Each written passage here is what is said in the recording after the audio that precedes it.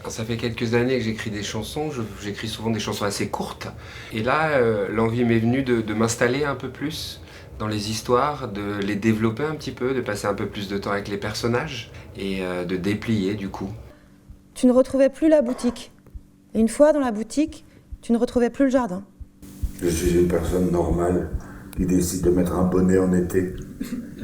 Je porte parfois mon pyjama par-dessus mes vêtements. Ma chaussure droite roule à gauche et ma chaussure gauche roule à droite. J'inverse les moments, je renverse les choses.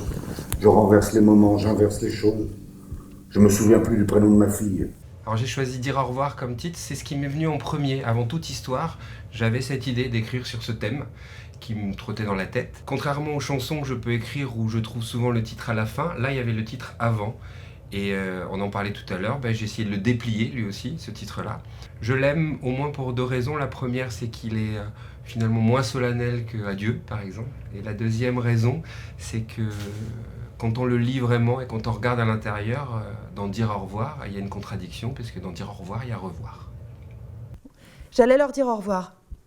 En bambara, on dit inquiet, inquiet, inquiet. Troublant. La retraite m'inquiète. Quant à l'écriture, je sais que je vais la revoir et que je vais continuer à essayer de m'immerger dedans parce que c'est comme un virus et j'ai l'impression que je l'ai attrapé. Non, il est trop tard, beaucoup trop tard. J'ai fait face à maman.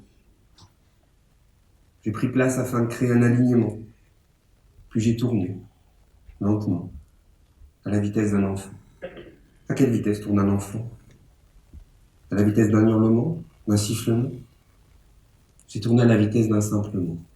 Tout ce que j'ai essayé de mettre, qui me raccroche encore à la chanson, comme le rythme et la musicalité, j'espère ne pas le quitter, mais j'espère que petit à petit, je vais quitter la rive des chansons et m'en éloigner. Je sors. Le bar de nuit avait décidé de parler plus fort que l'ensemble des personnes présentes ce soir-là. Blur, Oasis, Oasis, Blur.